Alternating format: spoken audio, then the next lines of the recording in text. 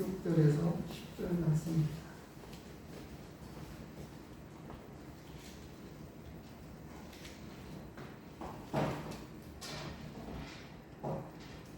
제가 봉독해 올리도록 하겠습니다. 그리스도의 은혜로 너희를 부르신 이를 이같이 속히 떠나 다른 복음을 따르는 것을 내가 이상하게 여기노라. 다른 복음은 없나니 다만 어떤 사람들이 너희를 교란하여 그리스도의 복음을 변하게 하려 함이라. 그러나 우리나 혹은 하늘로부터 온 천사라도 우리가 너희에게 전한 복음 외에 다른 복음을 전하면 저주를 받을지어다. 우리가 전에 말하였거니와 내가 지금 다시 말하노니 만일 누구든지 너희가 받은 것 외에 다른 복음을 전하면 저주를 받을지어다.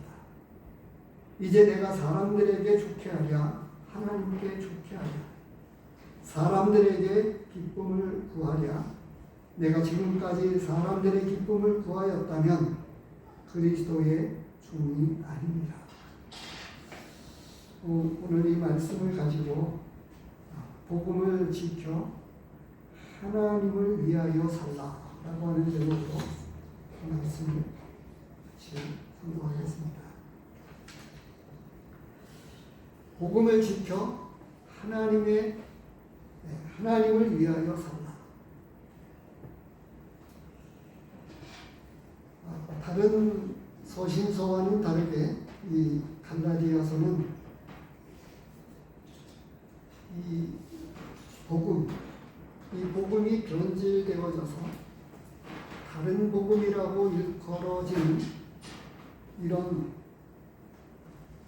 이단 사상에 대해서 갈라디아에 있는 여러 지역 교회가 영향을 받고 있었습니다. 그래서 적지 아니한 성도들이 이런 영향을 받아서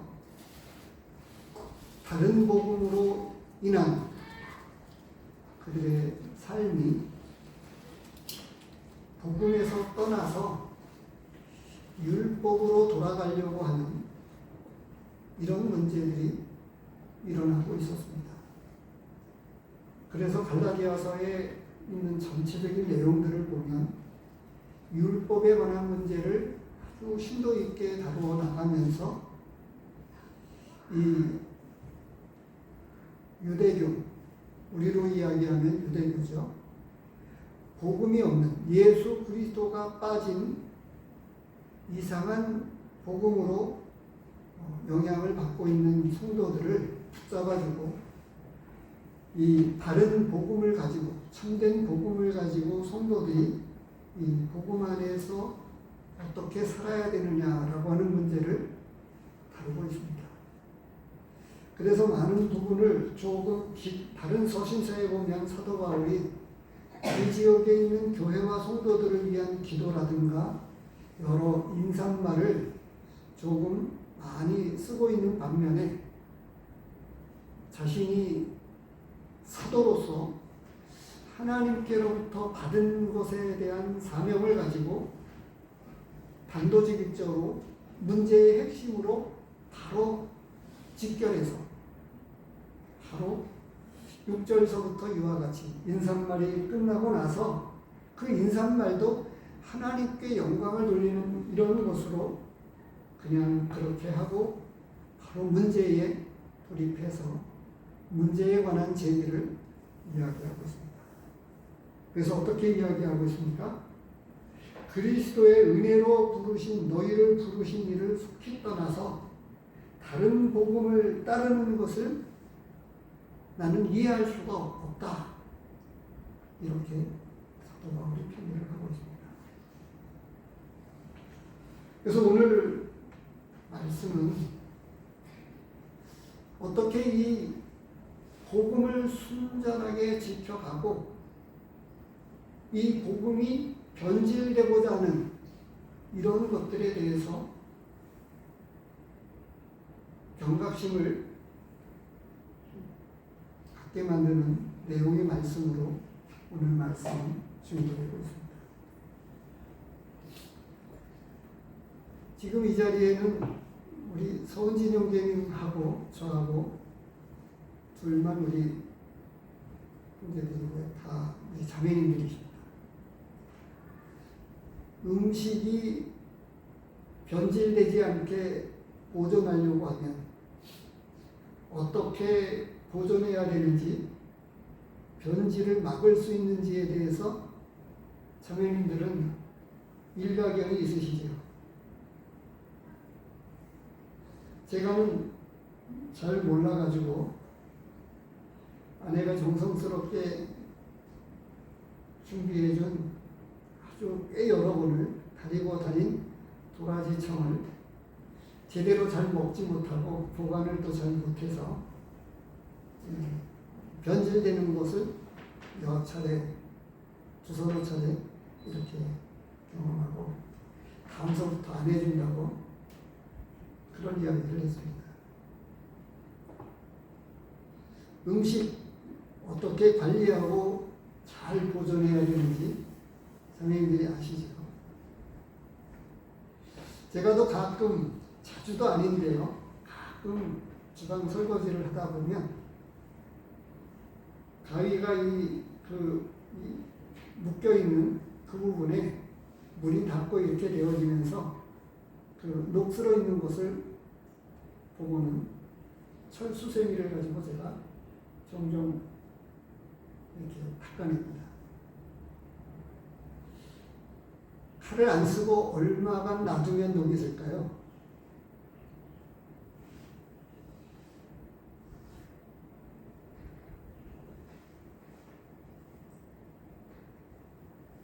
병상에 누워있는 환자가요, 환자로 병원에 누워있다가 한 며칠이 지나지 않으면 근육이 없어집니다. 제가 또 그 닌겔 주사를 맞는데 아주 천천히 들어가도록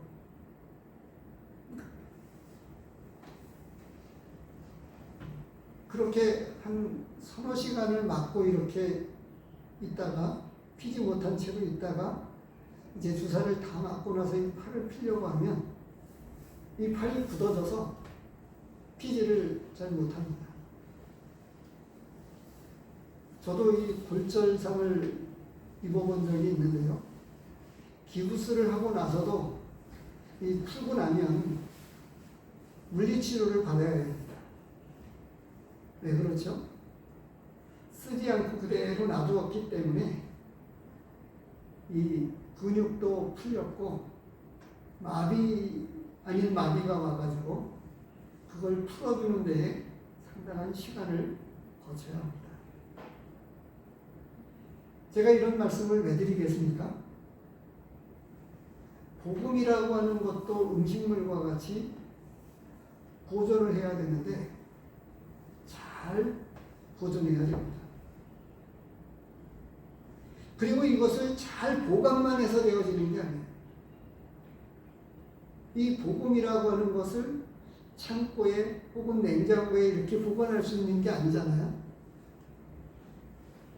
그런데 이 복음이라고 하는 것이, 저는 아까 질문을 제가 드렸는데요, 가장 강력한 능력이 뭐냐? 복음이라고 저는 생각을 합니다. 뭔가 가장 강력한 어떤 이런 것들이 파괴적이거나 생산적인 어떤 이런 것들로 생각해 볼 수 있는데, 천지개벽을 일으켜도 사람을 변화시킬 수가 없어요.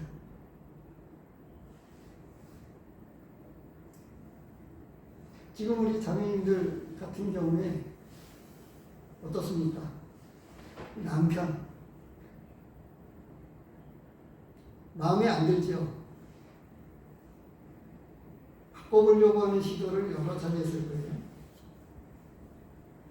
아마 시간이 흘러갈수록 포기하시지 않았을까 하는 생각이 듭니다. 마찬가지겠죠. 남편들도 아내들을 뭔가 마음에 안 들어서 바꿔보려고는 하지만 바꿔지지 않습니다. 근데 이것을 변화시킬 수 있는 게 복음의 능력이고 말씀의 능력입니다. 이 복음을 변질시키려고 하는 위험한 요소가 베드로서에서도 이런 말씀이 있습니다만 이미 그런 것을 조금 나누었었죠. 오늘 본문이 그것을 다시금 이야기하고 있습니다. 7절에서 뭐라고 이야기하고 있습니까? 너희를 교란하여 복음을 변하게 하려 합니다. 이렇게 말씀하고 있습니다. 이 복음의 변질을 막아야 된다라고 말씀하고 있는 거예요. 첫 번째 우리 이 본문 가운데에서 말씀해 주고 있는 게 아니 그 근본적인 것을 갈라디아서에서만이 아니고 이 복음에 관한 것을 얼마나 많이 언급을 하고 있습니다. 서신서에서 우리는 믿음이 좋다고 하는 것을 외형적으로 판단을 합니다. 외형적으로 생각을 참 많이 해요. 그래서 집회를 잘 참석하고 예배를 잘 드리고 기도를 열심히 하고 그러면 믿음이 좋다고 생각을 하는데요. 이것은 그렇게 볼 수 있습니다. 어느 정도 맞아요. 그런데 이것도 외식할 수 있습니다. 근본적인 믿음이 속에서는 단단하지 않은데 사람들에게 내가 믿음이 좋다고 하는 평판을 얻기 위해서 그럴 수도 있다는 얘기예요. 속에서는 하나님과의 관계가 전혀 좋지 않은데 하나님을 깊이 사랑하지 않는데 그러면서 어쩔 수 없이 눈치 보여가지고 억지로 참석할 수도 있습니다. 그러면 어떻습니까? 하나님이 보실 때 그 사람이 믿음이 좋은지 안 좋은지를 다 아시잖아요. 우리는 사람 속을 모르니까 그렇게 볼 수 있습니다. 진짜 이 믿음이 좋은 것은 복음에 대한 것이라고 말할 수 있습니다. 아니, 정말 그렇습니다.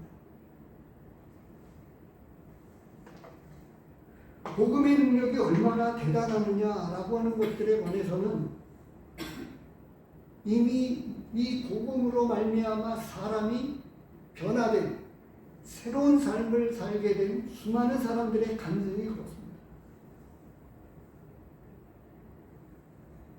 우리가 잘 아는 대로 사도 바울이 그러하고 얼마나 많이 그렇습니다.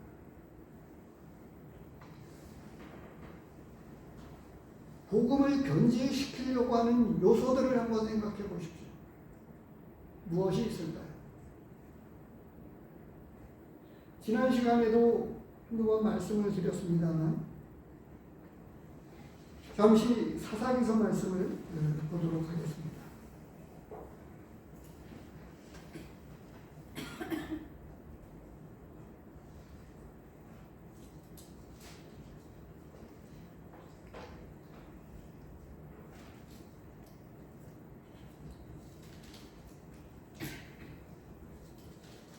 사사기 2장 7절에서 10절입니다.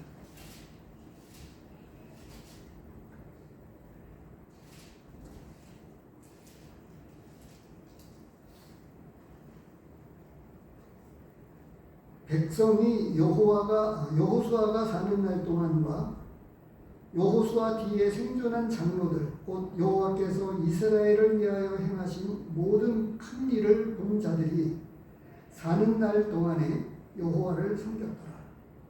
여호와의 종 눈의 아들 여호수아가 110세에 죽음에 무리가 그의 기업에 경내 에브라임 산지 가스 산 북쪽 딥낫 헤레스에 장사하였고 그 세대의 사람도 다 그 조상들에게로 돌아갔고 그 후에 일어난 다른 세대는 여호와를 알지 못하며 여호와께서 이스라엘을 위하여 행하신 일도 알지 못하였더라.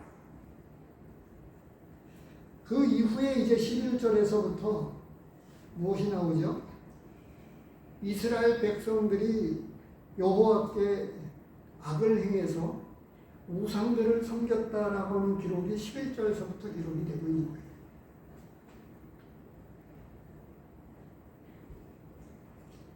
지난 시간에 앞서 말씀을 드렸기 때문에 그것은 찾지 않겠습니다. 가나안 땅에 들어가서 일부의 그 땅에 살던 원주민이라고 말할 수 있는 이방 족속들이 살고 있었어요. 철병거가 있어서 처음에는 여러 가지 문제들로 말미암아서 쫓아내지 못하고 기슭 골짜기에 가서 이스라엘 백성들이 살았습니다.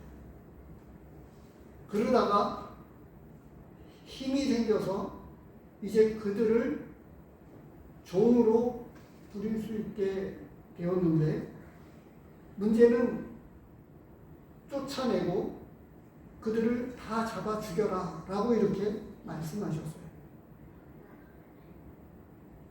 그래서 일부의 그 여러 지파들이 배정받은 그 지역에 들어가서 일부의 족속들을 쫓아내지 못함으로 말미암아서 그 족속들이 때로는 종으로 살고 조공을 바치기도 하고 뭐 등등 이렇게 해서 우리가 말할 때 더부살이로 이렇게 조금 그 족속들이 함께 섞여서 살았습니다. 문제의 발단은 거기서 있었어요. 그들이 하나님을 섬기지 않았고 우상을 섬겼다고 하는 거죠. 그들이 함께 살면서 살다 보니까 어떻게 되겠어요? 이스라엘 백성들과 결혼도 하게 되고 며느리로도 들어가고 또 이스라엘 백성들의 딸들을 며느리로 그들이 맞이하기도 하고, 그렇게 하면서 우상이 자연스럽게 들어왔고 그 영향 속에서 어떻게 되어졌죠? 오늘 본 말씀대로 신앙의 유산이 다음 세대로 전수가 안 되어가지고 맥이 끊겼습니다. 오늘 본 말씀이 그거죠. 지금 조금 전에 사사기에서 본 말씀이 그런 거예요. 그래서 사사기 전체가 무엇을 이야기하죠? 반복되잖아요. 사사들이 일어났을 때에는 이스라엘 백성들이 구원받고, 조금 보셨으니까 사사기를 조금 더 볼게요.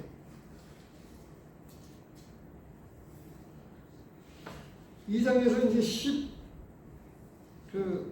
1절에서부터 그게 이제 쭉 나오죠. 3장 7절에 보면 이스라엘 자손이 여호와의 목전에 악을 행하여 자기들의 하나님 여호와를 잊어버리고 바알들과 아세라들을 섬긴지라.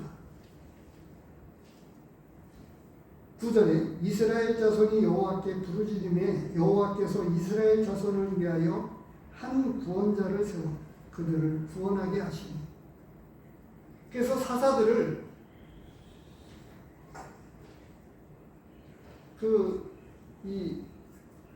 세워가지고 이스라엘 백성들을 구원해내고 그들의 압제에서부터 해방시켰다고 하는 이야기입니다. 사사들이 죽으면 또 우상을 섬기고 또 구원자를 일으키셔서 그들을 구원해내면 그 사사가 죽고 나면, 근데 이 사사기서 전체 내용을 보면요, 에녹과 같이 진정하게 하나님과 동행한 사사들이 거의 없습니다. 그 사사들도 보면 자기 욕심 챙기고 인간적인 그 많은 연약한 가운데서, 그들의 부족한 가운데서 하나님께서는 그래도 그들을 일으키셔서 사용하셔가지고 이스라엘 백성들을 구원해내셨다, 이렇게 말씀을 하고 있어요. 그래서 사사에서 말씀에서 반복되고 있는, 그리고 중심 내용에서 무엇이 나오죠? 자기 소견대로 행하였다. 이게 사사기사의 말씀에서 중심을 이루고 있는 내용입니다. 말씀적인 차원에서 접근해 보면 그렇다고 하는 거예요. 그런데 지금 우리가 그렇습니다.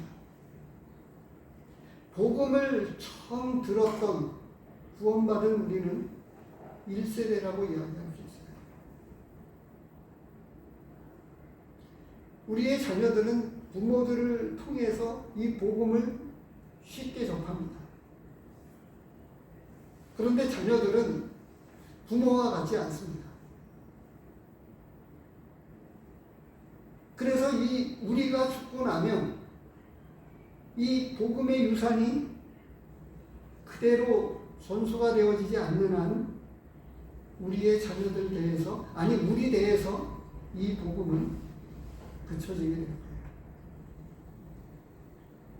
왜 서구의 여러 유럽과 여러 수많은 복음이 일찍 들어왔던 유럽이 다 무너졌습니다. 미국도 마찬가지입니다. 우리나라도 지금 아주 위태한 가운데 있습니다.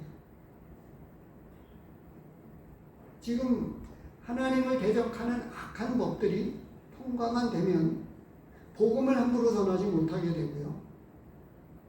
청교도들이 건너가서 세웠던 이 미국이라고 하는 나라가 아직도 그나마 대통령이 성경책 위에 선서를 하지만 모르겠어요. 지금 계속 지켜지는지. 정치에 대해서 뭐 그런 것들을 일치 보지 않지만 그런 기도를 공공연하게 할 수 없는 나라가 되어버렸습니다. 미국이라고 하는 나라가. 그 좋은 예배당들이 술집으로 바뀌고 우리는 지금 그 넘어가기 직전에 있는 가운데 있습니다. 어떻게 이 복음을 지켜낼 수 있을까요? 우리의 현 상황이 오늘 우리 교회를 또 동일하게 하나님 말씀해주고 이 시대에 남아있는 이 교회들에 관해서 하나님은 말씀해주고 있습니다.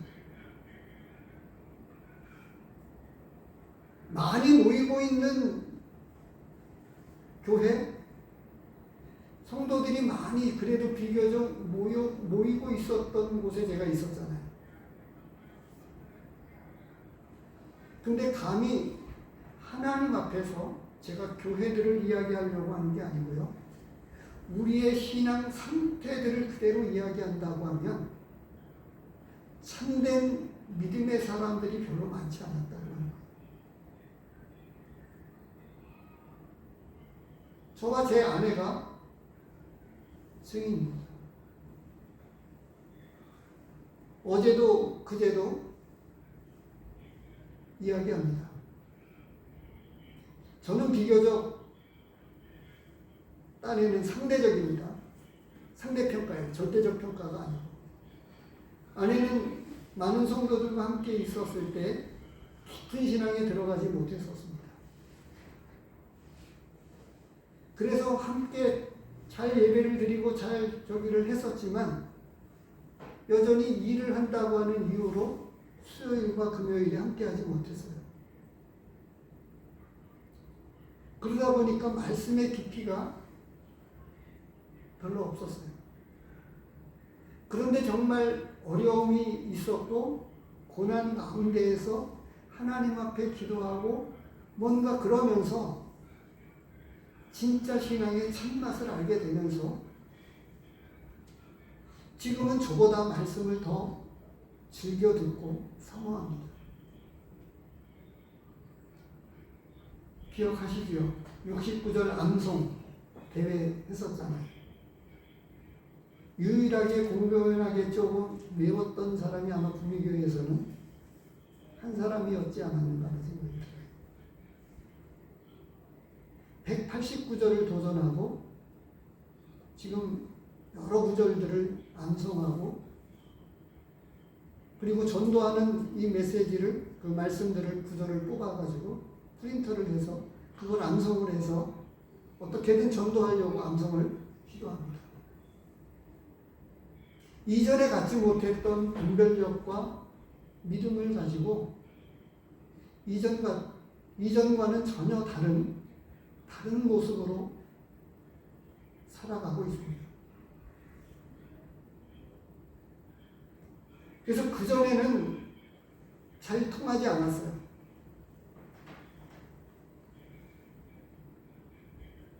사람들이 많이 모인 곳에 있었지만 주일날만 복잡 되었었지 정말 주님의 일에 사람이 없었습니다. 진정으로 헌신하는 성도들이 없었다고 하는 거예요.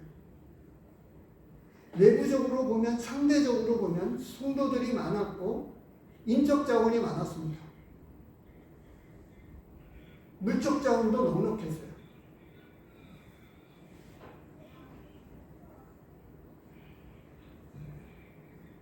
벌써 20여 년 전에 그 서울 한복판에 서대문 꿈의 앞에 있습니다.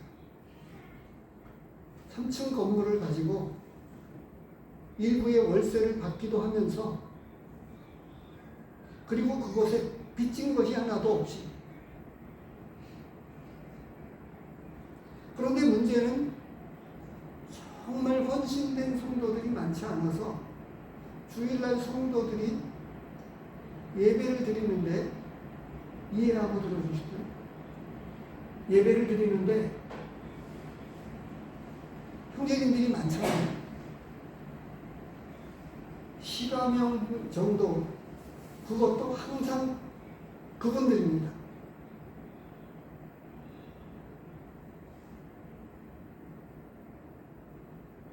다 참여를 한다고 해도 조금 너무 시간이 쫓겨가지고 다 하지 못할 터인데, 문제는 그 속에서 그거 한 가지만 봐도 그런 거예요. 예배 그 한 가지만 봐도. 학생들 가운데에서 진정 거듭난 학생들이 몇 명 안 되었고, 청년들 가운데에서도 지극히 소수만 예배에 참여합니다. 그래서 제가 이야기할 때 그런 거예요. 학생들은 청년들 눈치 보고, 청년들은 기혼 눈치를 보고, 결혼한 성도들, 형제들 가운데 30대는 40대 눈치를 보고 40대는 50대 눈치를 보면서 누군가 하겠지. 그래서 말씀을 드렸던데요. 제가 이 장황하게 말씀을 드리는 이것이 오늘날 우리가 그렇습니다. 왜 복음의 능력이 이렇게 되었을까요? 지금 우리 교회를 포함해서 현실에 있는 수많은 지역 교회들이 왜 그렇게 됐을까요? 이 복음의 변질을 막아야 되는데, 구약에 일어났던 이스라엘 백성들의 영향과 같이 세속적인 문화와 풍토가 우리 안에 스며들어서 먹고 사는 문제에 대두가 되고 피곤하고 이렇게 해서 말씀 앞에 모이고 주님 앞에 모이는 이 일에는 참석 여부를 떠나서 관심에서 멀어졌습니다. 제가 그렇게 분별하는 것이 지나친 것일까요? 그러면 어떻게 하면 세상의 그런 것들을 우리가 영향을 받지 않고 거슬러 올라가는 물고기처럼 시대를 역행해서, 복음은 언제나 그랬습니다. 앞선 이 초대교회 당시는 압제를 받았고, 복음을 얼마나 어렵게 믿었겠습니까? 우리보다 더 힘든 가운데서 이 복음의 역사는 놀랍게 일어났었습니다.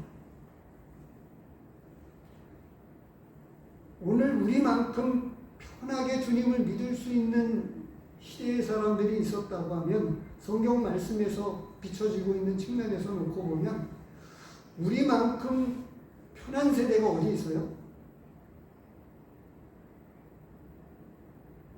이것도 60년대, 70년대, 80년대 초기에 가난하고 헐벗고 어렸을 때 하나님 앞에 부르짖었던 사람들에 의해서, 그 가운데서 또 복음을 전했던 사람들에 의해서 우리가 이 놀라운 복음을 듣고 교회마다 예배당을 짓고 예배당을 마련해서 문제없이 잘 모이게 되었는데, 문제는 교회가 복음의 능력을 이미 잃어버려 가고 있습니다. 겨우겨우 버티어가고 있는 것이 아닐까 하는 생각이 틀림이 없잖아요. 남겨둔 쫓아내지 못한 그 족속들로 말미암아 시작되었듯이 처음에 시작되었던 이 복음의 능력이 힘이 있었습니다. 가난했지만 힘이 났고요. 즐거웠고 행복했습니다.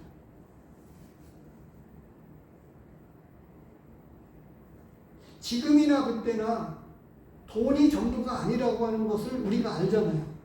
그러면서도 이 시대는 지금 너무나 향락해졌고 풍족한 삶 가운데에서 돈이 전부가 아니라고 하지만 실상은 돈이 전부인 곳으로 세상 사람들이 살아가고 있는데, 그 영향을 우리가 받아서 어찌됐든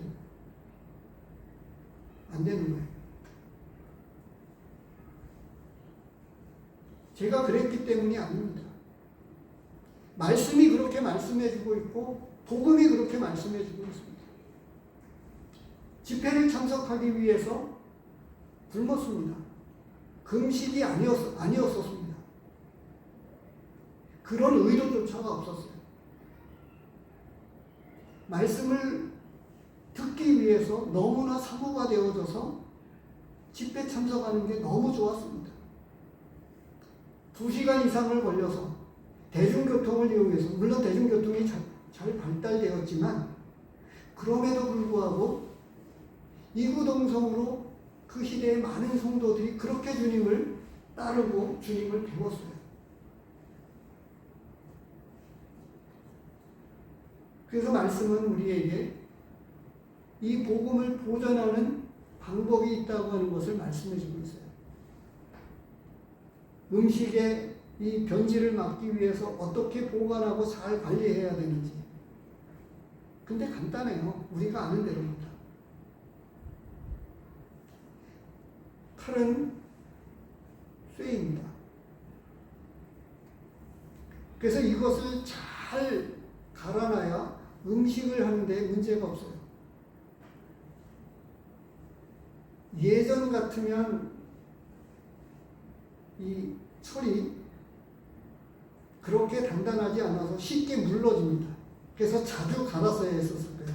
근데 지금은 기술이 발달되어지면서 쇠가 그만큼 단단해졌기 때문에 잘 갈아서 나오면 웬만큼 상당히 써도 무뎌지지 않아서 안 갈고도 잘 쓸 수 있습니다. 근데 그전에는 기술이 그만큼 없었으니까. 근데 제가 말씀을 드리고자 하는 것은 에베소서 6장에 보면 그것을 우리에게 이론이 아닌 실제입니다. 에베소서 6장에서 뭐라고 말씀하고 있죠? 14절.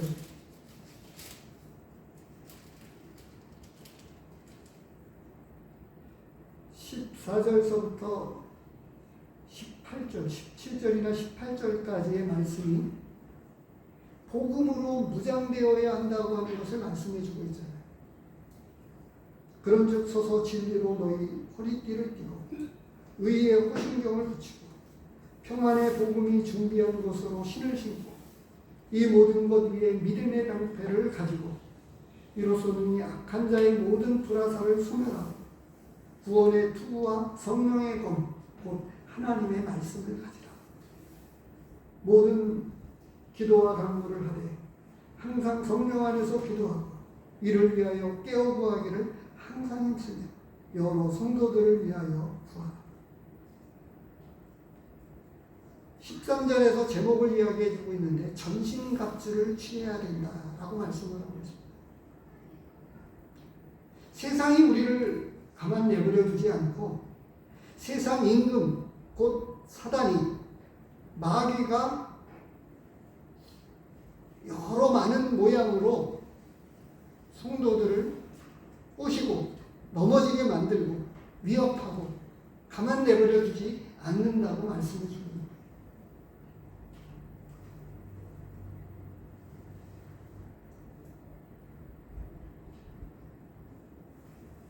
제 아내가 그 이야기를 합니다.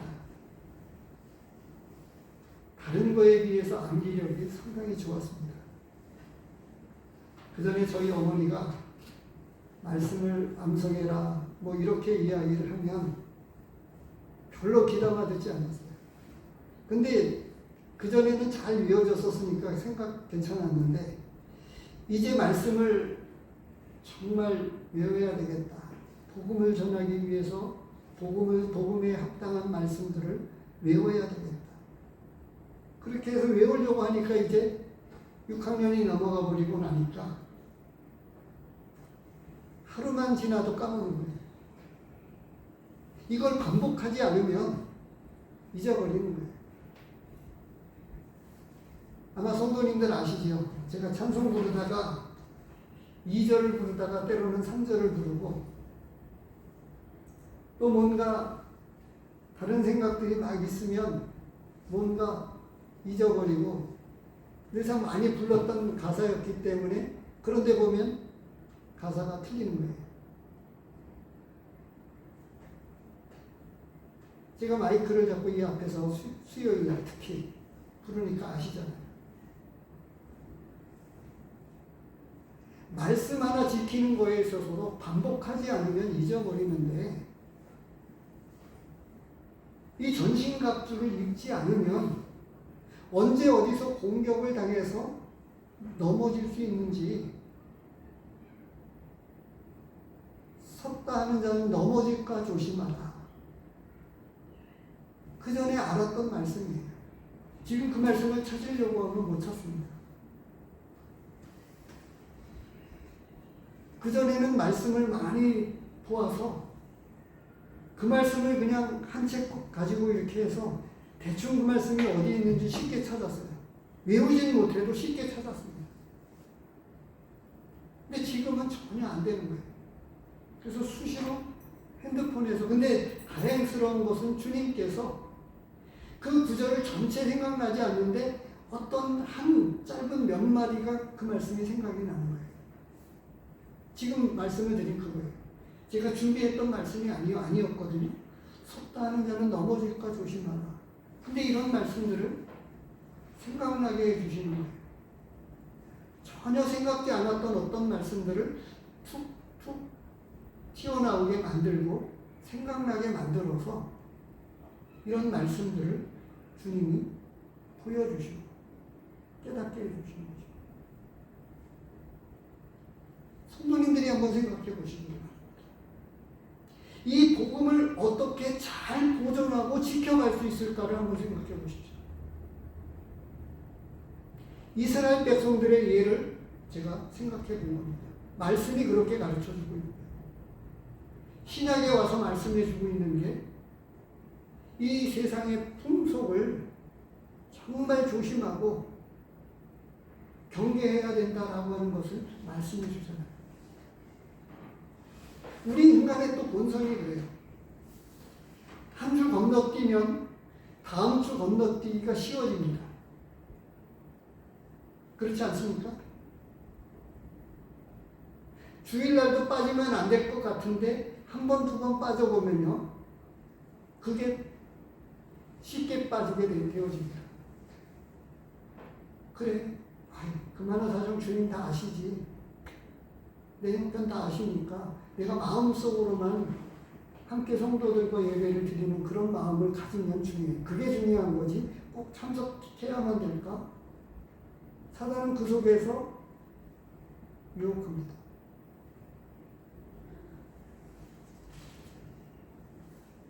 그런데 말씀이 우리에게 얼마큼 이 복음을 지켜야 되느냐? 자칫 조금만 하면 사단은 우리를 넘어뜨리려고. 예수님을 광야에서 얼마큼 시험했는지 알잖아요. 유독 한 곳에서만 얼마 동안 시험하고 떠나니라. 얼마 동안 그 시험하다가 잠시 중단했다고 하는 말씀으로 이야기해 주고 있습니다. 사단은 지금도 우는 사자와 같이 삼킬 자를 찾는다고 우리에게 말씀해 주고 있습니다.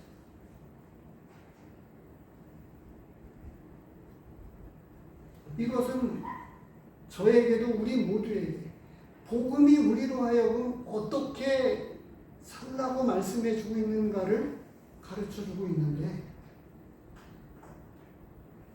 그것을 모르는 성도들이 없잖아요. 복음이 우리로 하여금 어떻게 주님을 섬기고 이 세상에서 어떤 삶을 살아야 되는지를 모르는 성도들은 아무도 없어요. 그 나름대로 이유가 있고 그 나름대로의 핑계가 다 있습니다. 그러면서 우리는 이 믿음을 겨우겨우 지켜가고 있다고 이야기합니다. 그러는 사이에 우리의 믿음은 진짜 능력을 잃어버려서 모양만 남아가지고 아무런 영향력을 끼칠 수가 없습니다. 우리 자녀들에게조차도요. 그런 사이에 다른 복음이 들어와서 변질시키기 시작을 했다고요. 지금 우리의 모습이 그런 거예요. 제가 그렇고 우리 모두가 그렇습니다. 이 시간에 근무하는 성도님 계십니까? 다른 곳에 집에서가 아니고 피치 못할 사정으로 인해서 다른 곳에 있어야 될 성도들이 있을까요? 우선순위를 하나님께만 둔다고 하면 함께하지 못할 성도님들이 있습니까? 직장에서 출장을 갔거나 나오고 못 나오고의 문제가 아니고 복음 자체에서 우리에게 말씀하고 있는 그것은 언제나 있는 곳에서, 그래서 지난 시간에도 그렇고요, 언제나 복음으로 돌아가서 복음에서부터 시작해야 된다고 말씀하고 있습니다.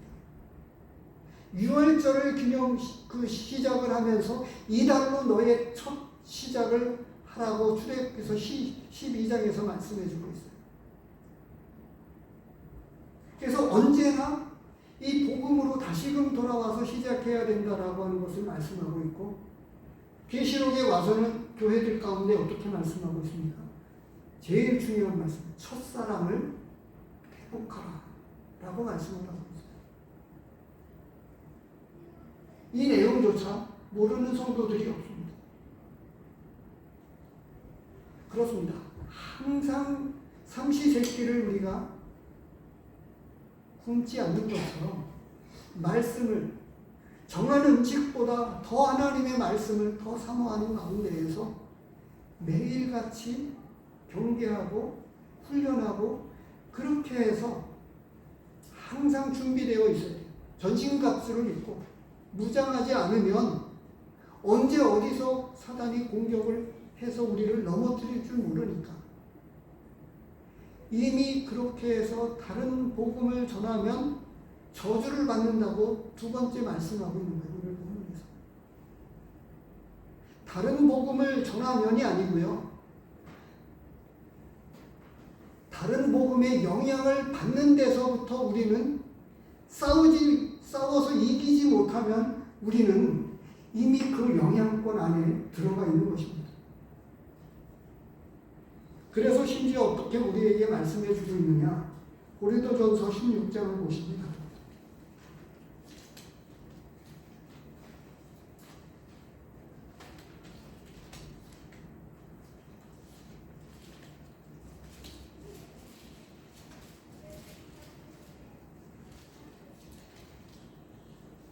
16장 22절을 21절 22절을 같이 읽겠습니다.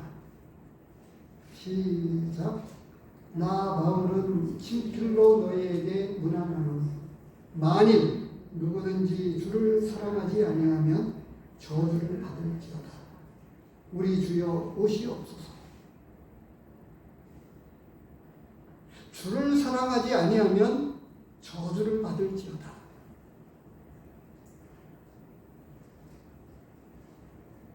어떻게 이렇게 심하게 말할 수 있을까요? 주를 사랑하지 아니하면 저주를 받으라고 말씀하고 있어요.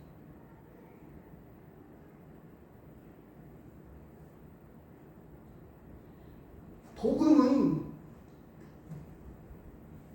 타협이 없습니다. 적당히가 없습니다. 대충이 없다고 하는 거죠. 두 주인을 섬기지 못한다고 말씀하고 있어요. 하나님을 사랑하지 아니하면 세상을 사랑하는 것입니다. 둘 중에 하나예요. 깨어 있든지 자든지 둘 중에 하나입니다.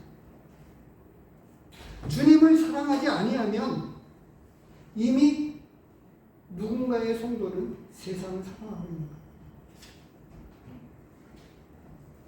그래서 겉으로 드러난 참석하고 안 참석하고가 아니고요. 우리의 중심을 보시는 하나님이시잖아요. 참석해도 그 깊은 속에서 하나님을 사랑하는 마음이 없으면 자리만 차지하고 있는 거죠. 마음은 어디가 있어요? 콩밥에 가 있다고 이야기를 하는 것이죠.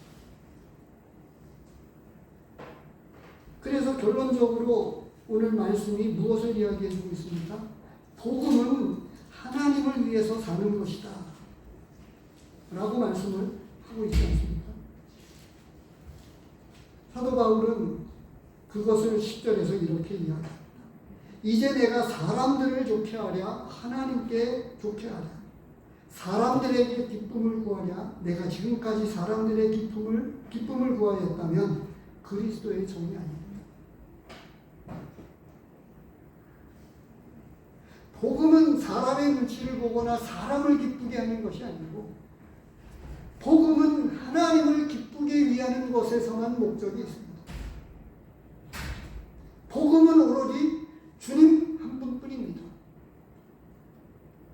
십자가 외에는 자랑할 것이 없다고 이야기하고 있는 것입니다. 이 복음을 조금 더 약화시킨다고 하면 로마서에서는 뭐라고 말씀하고 있습니까? 이 사랑에서 그 어떤 권세나 어떤 그 무엇으로도 끊을 수 없다고 말씀하고 있어요. 내가 하나님께만 바르게만 서 있고 복음을 붙들고만 있으면 하나님은 우리를 이끌어 가십니다. 문제는 우리 안에서 넘어지는 거죠. 우리가 타협하고 우리가 적당히 세상의 발을 걸치기 시작하면서부터 이 복음은 능력을 잃어버려가는 것입니다. 말씀은 그런 것에 비추어서 말씀해 주고 있죠. 경건의 모양은 있으나 경건의 능력은 부인하는 자다 라고 말씀하고 있습니다. 구원받았다고 하는 이 명분 한 가지만 가지고 아닙니다. 하나님 말씀을 곰곰이 들여다보십시오. 구원은 시작이라고 말씀하고 있고요. 구원받은 그 이상으로 믿음은 성장해야 되고 주를 아는 지식에서 자라가라고 말씀하고 있고 신령한 젖을 사모하라고 말씀하고 있고 복음을 전하라고 말씀을 하고 있고 이웃을 사랑하라고 말씀하고 있고 원수도 사랑하라고 말씀하고 있습니다. 어떻게 원수를 사랑할 수 있겠습니까? 정리하면서 세 가지를 다시 한번 말씀드립니다. 복음의 변질을 막아야 된다고 말씀하고 있습니다. 다른 복음은 저주를 받는다고 말씀하고 있습니다. 심지어 더 나아가서 하나님을 사랑하지 아니하면 저주를 받는다고 말씀하고 있어요. 세 번째로 복음은 은혜로 부르신 하나님을 위해서 사는 것이라고 말씀하고 있습니다.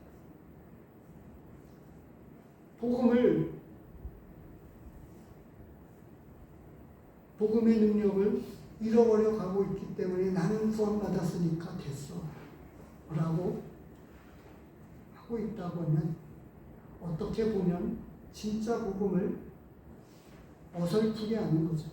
대충 하는 것이라고 말하겠습니다. 기도하겠습니다. 아버지 하나님 도와주시옵소서. 이 복음의 능력을 회복할 수 있도록